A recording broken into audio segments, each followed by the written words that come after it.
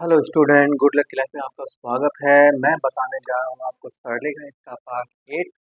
कुछ अन्य महत्वपूर्ण प्रश्न जैसे आपको 7 पार्ट में बताए थे। लगातार वीडियो देखते हो, मेरे साथ बने रहो, जब भी आपको चैप्टर समझ में आने लगेंगे, क्योंकि धीरे स्टेप बाय स्टेप बताया जा रहा है बहुत ही अच्छी तरीके से। ठीक है ना।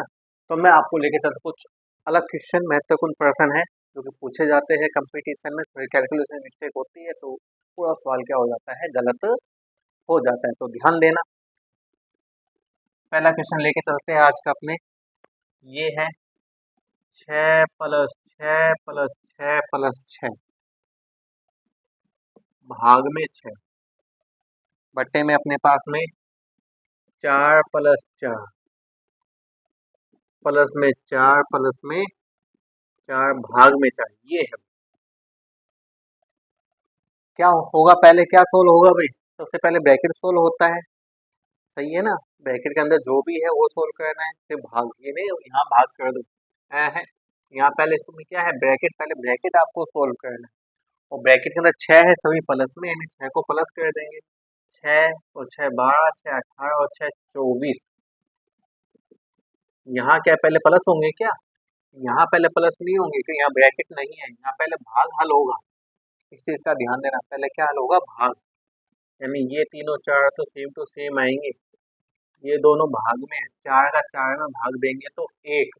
गलती यही होती है, इसको प्लस किया इसको भी प्लस कर लेते हो, क्योंकि पहले क्या है, भाग हल होता है बोर्ड मास के नियम से हल कर दिया।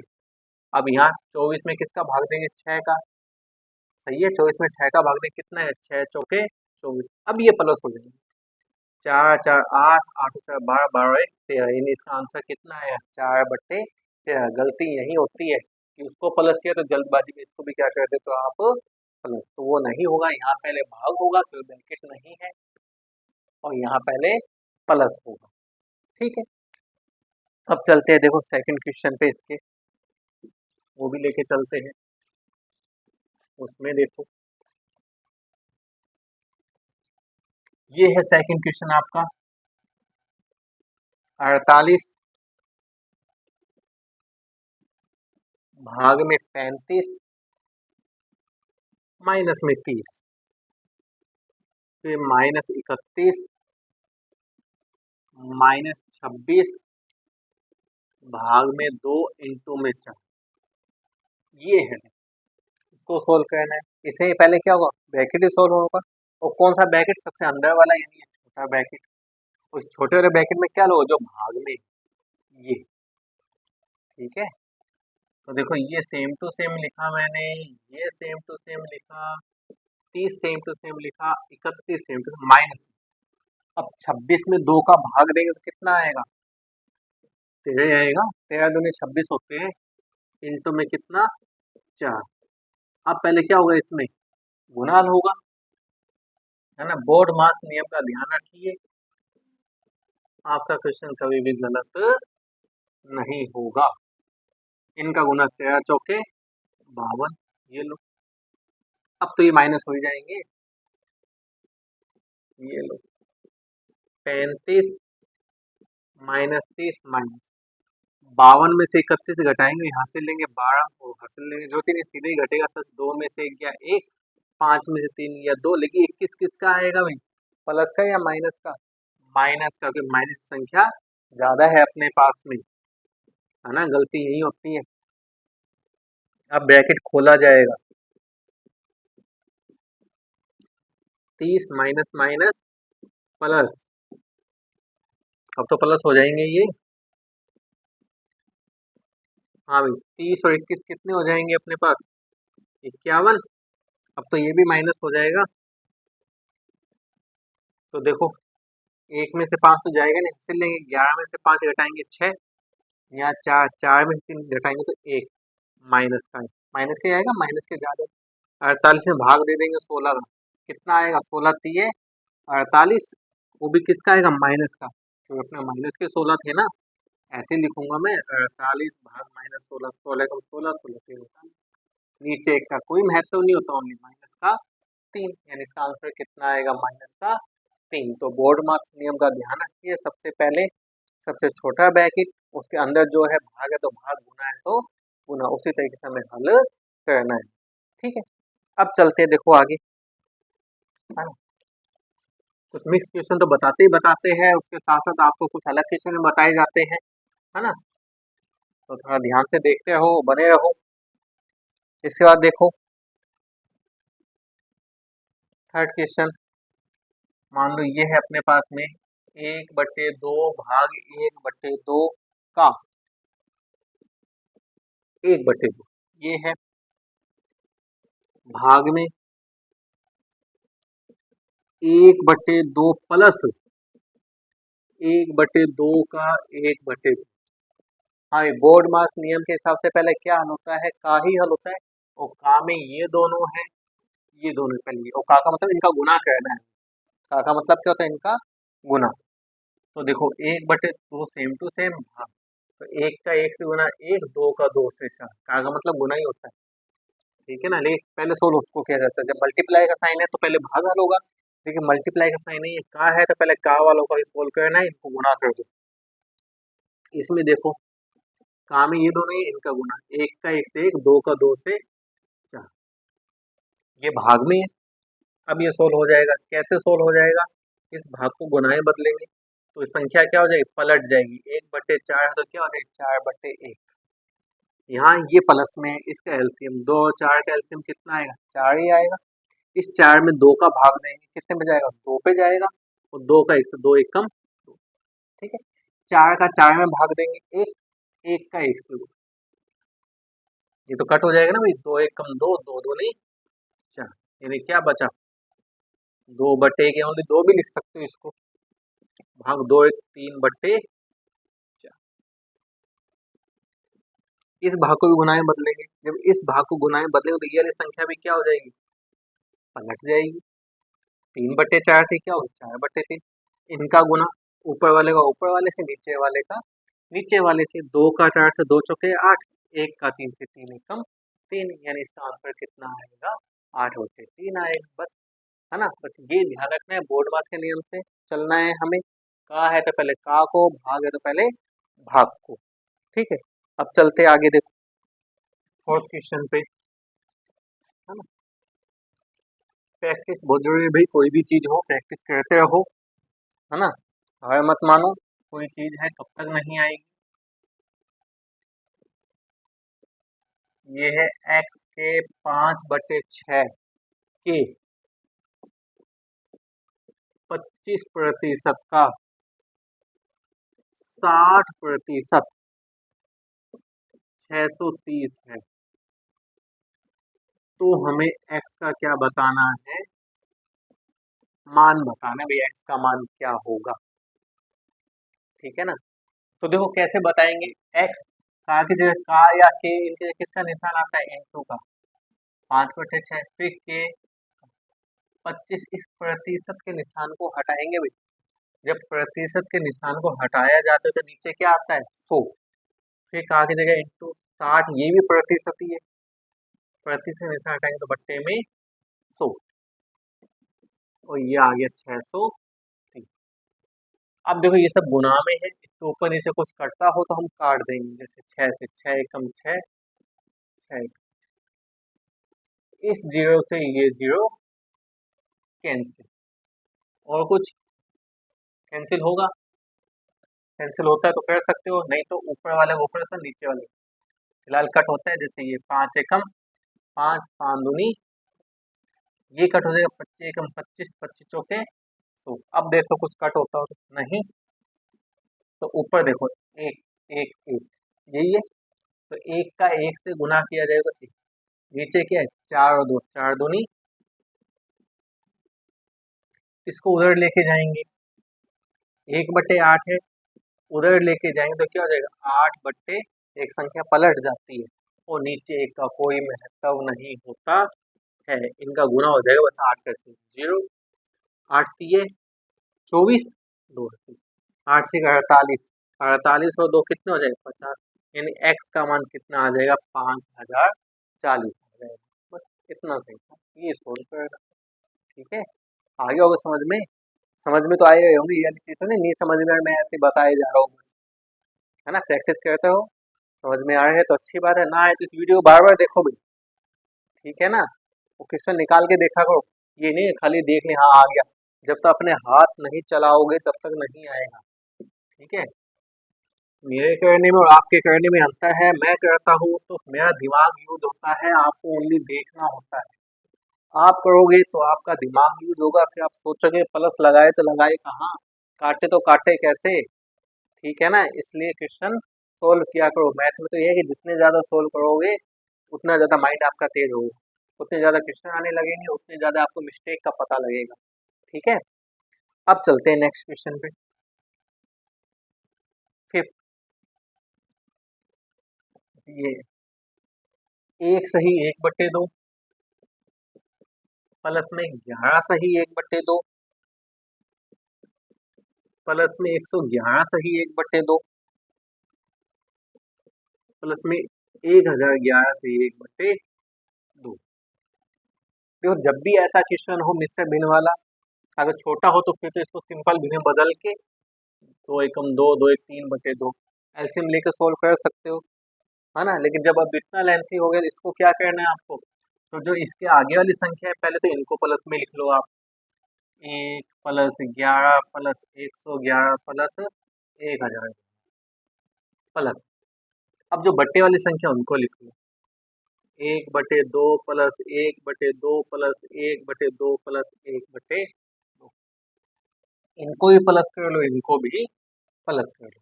तो इनको प्लस करते देखो 1 1 1 1 1 1 1 1 1, ये कितने हो गए 1 2 3 4 3 2 1, ये तो हो गए 1234।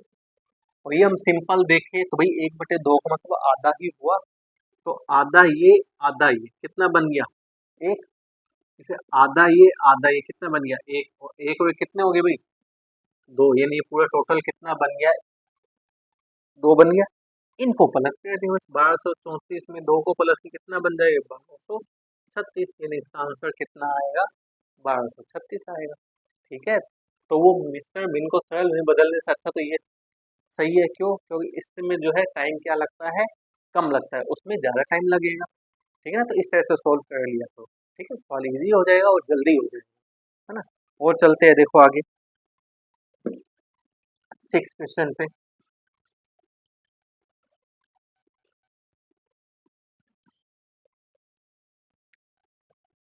6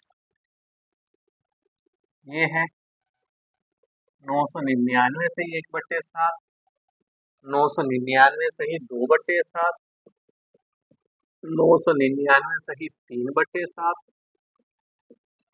999 सही 4/7, 999 सही 5/7, 999 सही 6/, तो इसको भी उसी तरीके से हल कर लेंगे। पहले वही जो ब्रैकेट के बाहर संख्या है उसको, इसमें सेम ही संख्या है, इसमें सेम ही संख्या है ना। तो आप या तो इस पूरे को लिख लो इतनी बार, या फिर भाई देखो मान लो ये 2 है,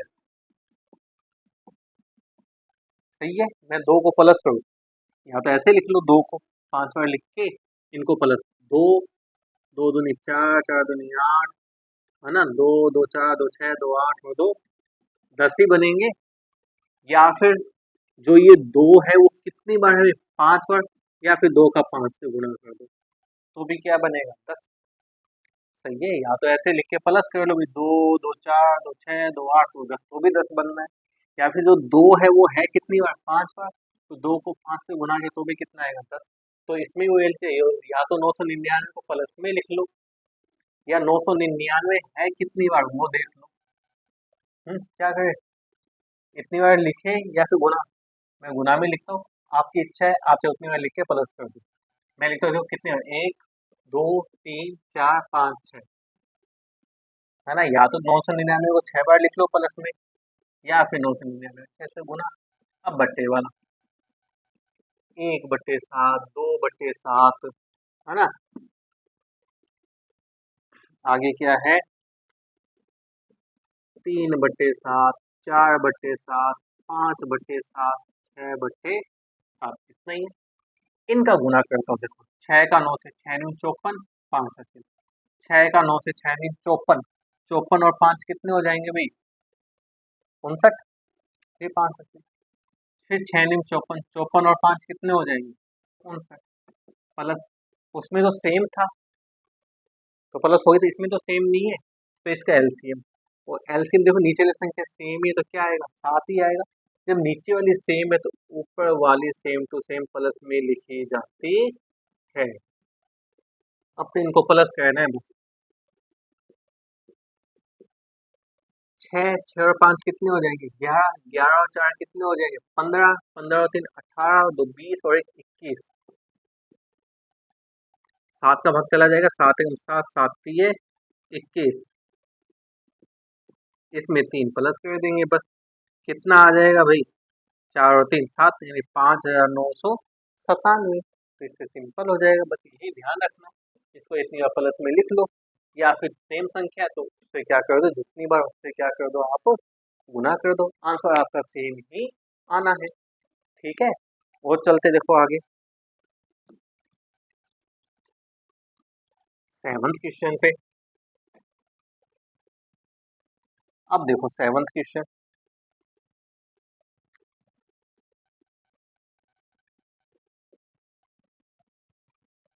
√6 √6 इस तरह से चलता जा रहा है और अनंत तक चल रहा है। इसका मान बताना है क्या होगा। तो इसका मान कैसे बताएंगे? इन सवालों के लिए आपको एक ही चीज ध्यान रखनी है, देखो संख्या सेम ही है, 6 6 6 ही चल रहा है, 5 5 ऐसा ही चलेगा। अब आपको 6 जो है, 6 के ऐसे गुणनखंड देखने में, दो संख्या ऐसी देखनी है जिनका गुना करने में तो 6 आए, उनका अंतर 1 हो, यानी घटाने पे 1 है। ऐसी संख्या देखनी है गुना करने पे 6, घटाने पे 1, यानी अंतर 1 होना चाहिए, गुना करने में ये चीज आ जाए, ऐसे ही देखनी है। तो 6 के गुणनखंड क्या बनेंगे भाई? 2 इंटू 3, 2 3 6 होते हैं, और 3 में से 2 घटाएंगे तो क्या आएगा? 1। तो इसमें एक चीज याद रखना कि यदि ये प्लस में है, यदि सवाल किस में है, नोट डाल के लिख लेना कि यदि प्रश्न जो है प्लस में है तो जो अपना आंसर होगा, अपना क्या होगा? आंसर होगा वो हमेशा बड़ी संख्या होगा। कौन सी बड़ी संख्या? इस गुणनखंड की बड़ी संख्या। इस गुणनखंड की बड़ी संख्या क्या है?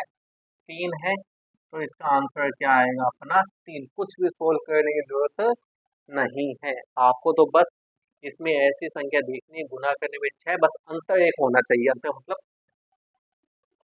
है ना, यहाँ लिख देता हूँ कि अंतर हमेशा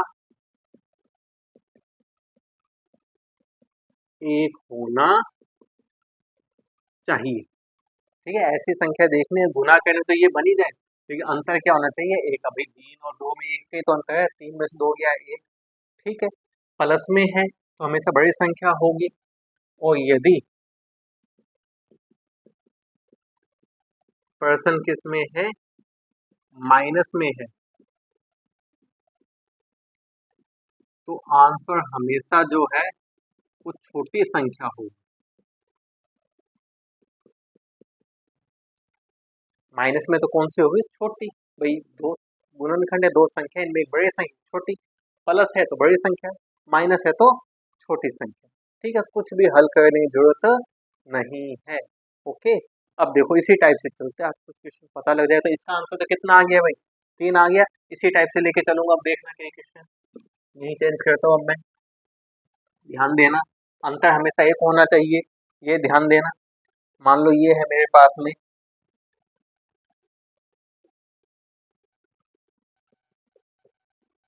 12 प्लस में 12 प्लस में 12 प्लस में 12 प्लस में अनंत तक, वही चीज है। 12 देख लो किसके पढ़े में आता है, लेकिन उनका अंतर क्या होना चाहिए? 1। तो 12 किसके पढ़े में आता है भाई? 4 तिये 12, और अंतर इनका 1 है कि नहीं है? है भाई, 4 में से 3 गया 1। किसमें है ये? प्लस में। प्लस में तो आंसर क्या होगा? बड़े वाली संख्या, यानी आंसर अपना इसका क्या होगा? 4 होगा। बस इतनी चीजें ध्यान रखनी है आपको, ठीक है ना। ऐसी दो संख्याएं देख लो, गुना करने ये बने बने, ठीक है, अंतर उनका क्या होना चाहिए, एक। प्लस में हो तो बड़ी संख्या आंसर हो जाएगा, माइनस में हो तो छोटी संख्या। ओके, और चलता हूँ, देखो इसी टाइप और चलते हैं। देखो मान लो ये है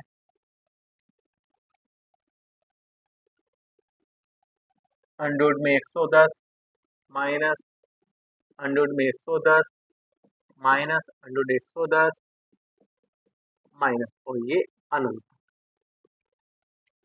वही 110 गुना करने में 110 है, लेकिन अंतर क्या होना चाहिए, एक। क्या होगा भाई, हो सकता है तो 11 ढाई कितने होते हैं, 110 ही होते हैं, 11 का 10 से गुना, और अंतर इसका भी एक आएगा कि नहीं आएगा, 11 में से 10 घटाएंगे तो एक, एक का ही तो अंतर है। अब आंसर क्या आएगा, क्या बताया था, माइनस है बीच में, यदि प्लस होता तो आंसर क्या होता, अपना 11 होता, क्योंकि बीच में क्या है, माइनस है, तो मैंने लिखाया हुआ है। यदि पर्सन माइनस में है तो आंसर अपना क्या होगा, हमेशा छोटी संख्या, तो छोटी संख्या क्या है, 10, तो इसका आंसर क्या आएगा अपने पास, 10 आएगा, बस सीधी सी चीज है, ठीक है। प्लस है तो बड़ी संख्या आंसर आएगा, माइनस है तो छोटी संख्या, है ना। वो चलते हैं, देखो आगे इसी तरह से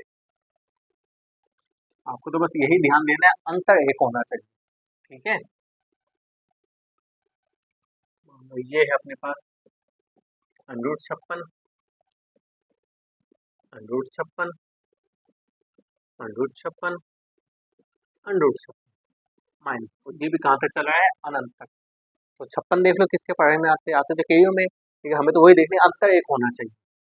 अब मैं कहूँ 7 8 है या 8 7 है, कितने होते हैं, 56 ही होते हैं, और अंतर 8 में से 7 घटाएंगे तो एक का ही आएगा, सही है। गुना करने 56 बनता है, अंतर एक है, बीच में क्या है, माइनस, माइनस तो अपना आंसर क्या होगा भाई, क्या होगा, छोटी जो संख्या है, और प्लस होता तो क्या होता, 8 होता, ठीक है। तो अंडरवुड वाले में, ऐसे सवालों में आपको यही देखना है कि दो संख्या वही देखने, गुना करें तो यही वाले आनी चाहिए, लेकिन उनका अंतर क्या होना चाहिए, एक होना चाहिए। यदि प्लस में है सवाल तो अपनी बड़ी संख्या आंसर हो जाएगा, और माइनस में है तो छोटी संख्या अपना आंसर हो जाएगा। तो आज के लिए फिलहाल इतना ही, और जिसको वीडियो पसंद आई हो फिर लाइक कीजिए, सब्सक्राइब कीजिए एंड शेयर कीजिए। Good bye.